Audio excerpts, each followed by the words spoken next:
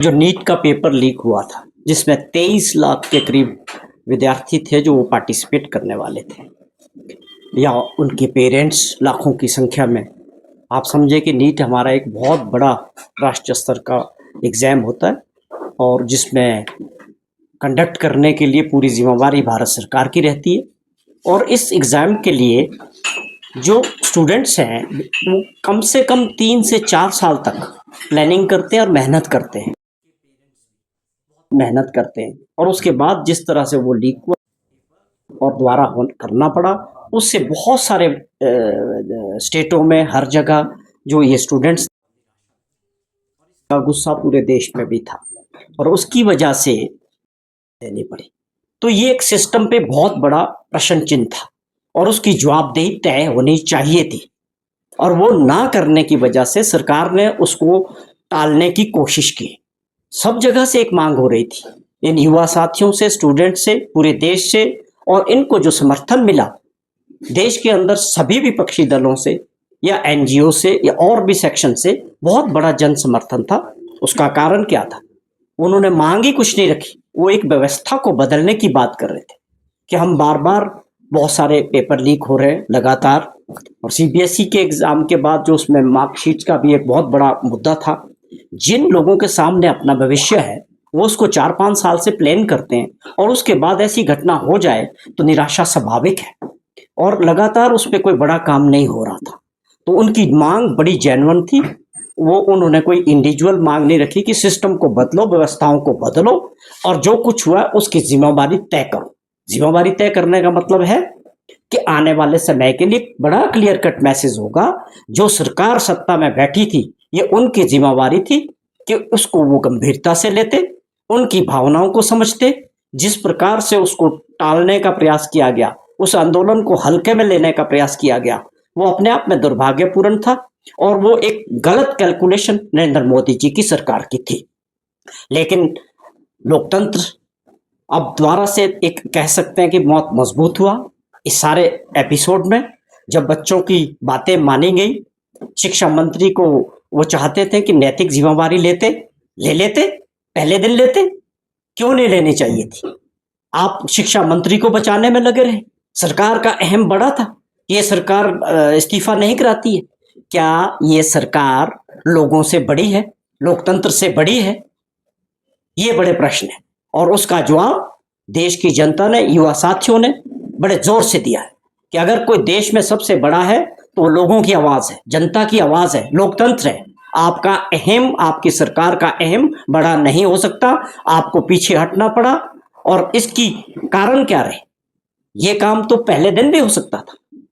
आप नैतिकता के आधार पे उन्हीं मंत्री को कहते कि आप इसको रिजाइन करो। आज आप जिस कानून लाने की बात कर रहे हो, बहुत 12 बजे रात को वीडियो पे आप अपना मैसेज डाल रहे हो, एड्रेस कर रहे हो बच्चों को, भाई आप पहले कर देते आंदोलन से पहले। ये तो आपकी जिम्मेवारी थी कि क्योंकि आप सरकार में बैठे हैं। अगर व्यवस्था खराब है, सिस्टम खराब है, तो उसको ठीक करने के लिए कानून में संशोधन करने हैं, कानून बनाना, सख्त कानून बनाने। ये कौन सा एहसान कर रहे हैं आप कि हमने फास्ट ट्रैक कोर्ट बना दिया, हमने कानून बदल दिया? भैया आप सरकार में हैं, ये आपकी जिम्मेवारी है। इन चीजों से आप किसको समझाने का प्रयास कर रहे हैं? उल्टा ये हुआ है कि आपकी जिम्मेवारी थी, उसको आप नहीं निभा पाए 1 महीने तक, और आप नैतिकता के आधार पर अपने एजुकेशन मिनिस्टर को नहीं हटा पाए। ये दोनों फेलियर की वजह से ये एजिटेशन पूरे देश के अंदर फैल गया। और मैं उन सभी बच्चों को, युवा साथियों को, स्टूडेंट्स को मुबारक देता हूं कि जिन्होंने भारत के लोकतंत्र को एक बार अपनी आवाज से मजबूत किया। ये मैं उनको बधाई के पात्र हैं। और जो अपने आप को तानाशाह समझने लगे थे, जो ये सोचने लगे थे कि हम तीसरी बार सत्ता में आ गए हैं, अब हम जिस मर्जी आंदोलन को हम दबा देंगे, और जो सबसे बड़ा मैं समझता हूं इसका टर्निंग पॉइंट रहा है इस एजिटेशन का, जहां इन्होंने सोनम वांगचुक को बहुत हल्के में लिया कि वो बैठे हैं, कोई उनसे बात नहीं कर रहा, कोई बच्चों से बात नहीं कर रहा। जब उनकी स्थिति बिगड़ गई, स्वास्थ्य खराब हुआ, तब भी उनसे बातचीत नहीं कर रहे, उनको उठा के हॉस्पिटल ले गए। भाई आप उस वक्त कर लेते, किस बात का अहम था? अपने देश के बच्चे मुद्दों के लिए लड़ रहे, कोई इंडिविजुअल मांग नहीं थी किसी सी सरकार से, कोई गैर वाजिब डिमांड नहीं कर रहे थे, वो सिस्टम को बदलने की बात कर रहे थे। आपने क्यों किया? ये टोटल फेलियर मोदी सरकार का है, टोटल फेलियर। ये ऐसी सिचुएशन देश के अंदर बननी नहीं थी। अगर आप समय रहते इन चीजों की ओर ध्यान देते, उन बच्चों से बात करते और उसके बाद सोनम वांगचुक से उनसे बात करते, उन मुद्दों को लेकर उनको एड्रेस करते। राहुल गांधी जी ने, पूरे विपक्ष ने, देश के सब ने जो है इस मूवमेंट को सपोर्ट किया, क्योंकि सही मुद्दा था। आप विपक्ष कोई अलग थोड़ी है, जहां विपक्ष जुड़ता है उसको आप राजनीतिक दृष्टि से देखते हो। ये जिम्मेवारी थी, इसको आगे सब ने मिलकर बढ़ाया और एक अच्छे मुकाम तक पहुंचा।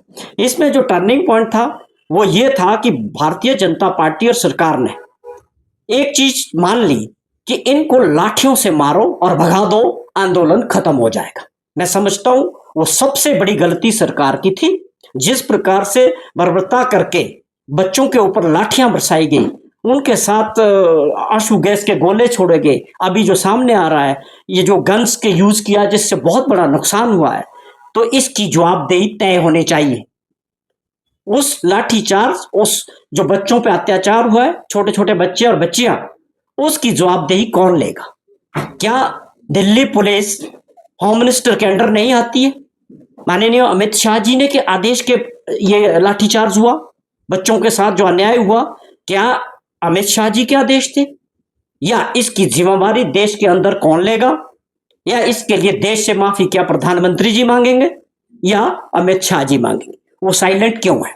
ये बहुत बड़ा मुद्दा है कि आप अपने बच्चे, सबके जिगर के टुकड़े हैं, छोटे छोटे बच्चे, 18, 20, 22 साल के बच्चे थे, उनके ऊपर आपने कुचलने के लिए, आंदोलन को खत्म करने के लिए जो प्रयोग किया वो बहुत ही दुर्भाग्यपूर्ण था। उसकी जिम्मेवारी सरकार के अंदर होम मिनिस्टर ले या माननीय प्रधानमंत्री ले, ये बहुत बड़ा प्रश्न है आज। दूसरी, जिस तरह से बाद में 12 बजे अपना वीडियो डाल के आपके पास जब इंटेलिजेंस की पूरी रिपोर्ट आ गई कि यह आंदोलन तो दिल्ली जंतर मंतर तक नहीं रहा है, उससे बड़ा आंदोलन तो दूसरे राज्यों में हो रहा था और लाखों की संख्या में बच्चे इसमें और युवा साथी जुड़ रहे थे, उनकी भावनाओं को समझने के लिए जो ये जनरेशन है, इनको समझने के लिए मुझे लगता है कि अब 75 साल के व्यक्ति को उनके साथ कनेक्ट करने का कोई लॉजिक नहीं है। वो आपने प्रयास भी किया, 12 बजे वीडियो जो आपने जारी किया वो कुछ नहीं था, मैंने कानून बनाया, वो तो आपका काम है, आप सत्ता में बैठे हैं, कानून बना के कौन सा एहसान कर रहे हो? पेपर लीक लेने की जिम्मेवारी लो ना, क्या गलतियां हैं इसको ठीक करेंगे, हमारी गलती है ये, किसने कराना है? जब आप सत्ता में आप है तो जिम्मेवारी भी आपकी थी।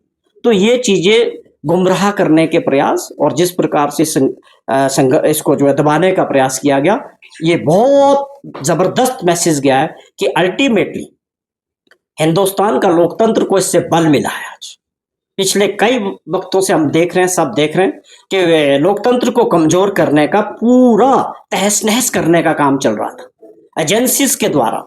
सारी जो लोकतंत्र के लिए जो एजेंसीज है उनको कंट्रोल करके या चुने हुए लोगों की सरकारों को तोड़ के, चुने हुए लोगों को खरीदो फरोख्त करके, पार्टियों को तोड़ के नंगा नाच देश में चला हुआ था लोकतंत्र को कमजोर करने का। मुझे लगता है कि आज इनको इसको समझने की जरूरत है कि इसका केवल ये मत समझें कि कानून बना लिया, पेपर लीक तक ये बात नहीं है। ये बात आगे जाके लोकतंत्र को जो खतरा था उसको मजबूत करने की तरफ एक बहुत बड़ा ये संकेत है और इससे जो है भारत का लोकतंत्र मजबूत होगा।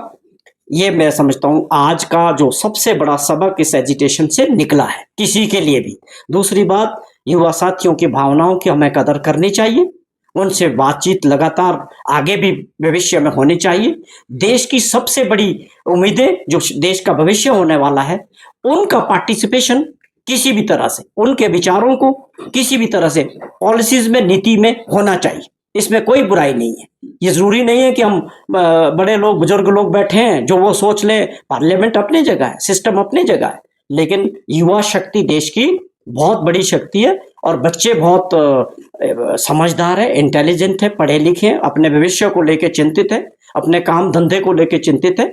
निश्चित तौर पे हमारे देश में रोजगार और काम धंधा बहुत बड़ी एक हमेशा एक बड़ा दबाव रहता बच्चों पे। तो इन बातों को नरेंद्र मोदी जी की सरकार को पार्लियामेंट चल रही है, बहुत सारी चीजों के जवाब देने पड़ेंगे। आप ये समझें कि हमने कानून बना दिया, कानून तो पहले और भी कई चीजों के लिए बने हैं जो हीनियस क्राइम होते हैं, लेकिन कानून बनने से चीजें बदलती नहीं है, एग्जीक्यूशन से बदलेगी। एग्जीक्यूशन कैसे होगा उस कानून का? आपकी नीयत कैसी होगी? आपकी नीयत तो साफ थी कि इनके ऊपर लाठियां बरसाओ, गोलियां बरसाओ और इनको भगाओ वहां से और आंदोलन को कुचल दो। तो ये बहुत अच्छी, मैं समझता हूँ, एक शांतिपूर्वक और इसका अच्छा मैसेज पूरे देश के अंदर गया कि जो आज जिस प्रकार से ये आंदोलन सक्सेस हुआ।